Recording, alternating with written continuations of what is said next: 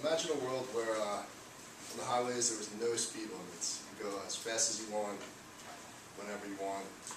Be a little hectic, right? You got rice burners blowing on your left, grandma's on the right doing 25, and it would just be a hectic spot, like transportation-wise.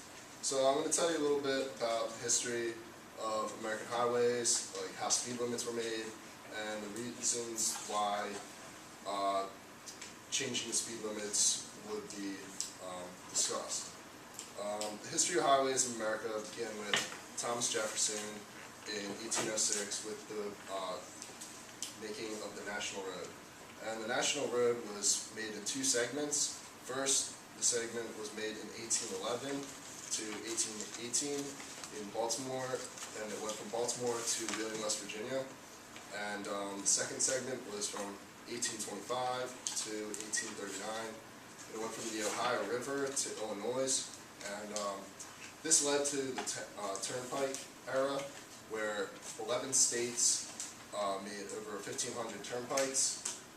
And after this, in 1847 to 1853, plank roads were built, which was pretty self-explanatory. It was basically just wood roads, and these were much smoother than like the traditional dirt roads and whatnot. But at the same time, they only lasted a couple of years. So they would last about 45 years, and they would break down. They would have to build something else. So in the 19th century, the first federal aid was pretty much given to the highway, and it was like a highway program, and that was made in 1916 until about 1920, and that's where states were given 50% of the money back that they used to build roads. So it was kind of an incentive for them to make some nicer roads that would last a while. And then for about 31 years, they did that, and pretty much they just kept reinstating that aid. And over the 31 years, they made 42,000 miles of road, 54,000 bridges, and over 100 tunnels. And today, roads are being built continuously and making transportation easier and more efficient. And now with all these roads being built, obviously some rules and regulations needed to be put in place so that people aren't just flying everywhere and going as they please. So the history of speed limits started in 1966 with Congress passing a law that said public highway speed limits are to be passed by engineers that pretty much would be safe to do like drivers, but at the same time letting people feel comfortable while they drive. They're not doing 100 miles an hour down the road that's windy and stuff like that.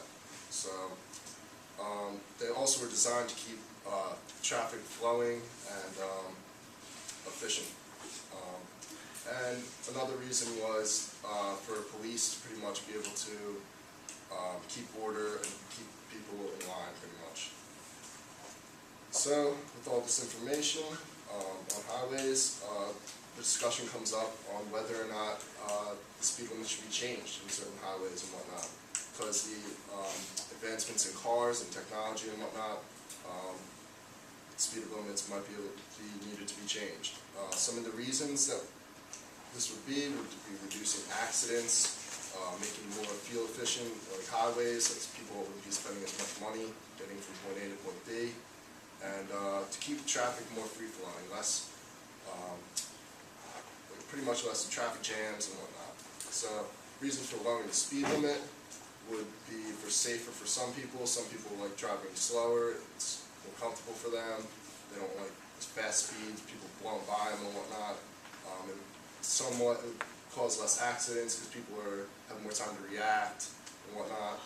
And for maximum fuel efficiencies for cars of today's era is around 55 miles an hour. So if the traditional speed limit on the highway is around 65, so lowering it 10 miles an hour might save you a little bit of gas here and there. Raising the speed limits is also been brought up for discussion, and it would help people get to places faster. It would also have more free-flowing traffic. People would be able to get around people that are going slower, and at the same time it would decrease accidents because people are more concentrated because they're going at a faster speed, and you don't want to hit someone when you're going faster. Changing the speed limits is still for debate today and is yet to be reformed. Throughout this speech, I've discussed history of highways, reasons for speed limits, and the idea of changing the speed limits. Without these highways, our nation's ability of transportation would be sufficiently less effective and efficient. Furthermore, speed limits control and help you navigate roads more easily. So the next time you're cruising down the highway with your windows down, hair blowing in the wind and whatnot, just think about this speech on speed limits and highways of America.